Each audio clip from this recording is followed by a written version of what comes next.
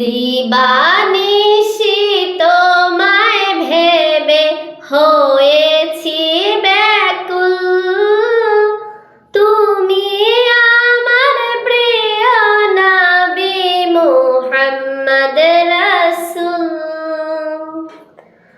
দিবানিশি তোমায় ভেবে হয়েছি ব্যাকুল, তুমি আমার প্রিয় নবী মুহাম্মদ রাসূল।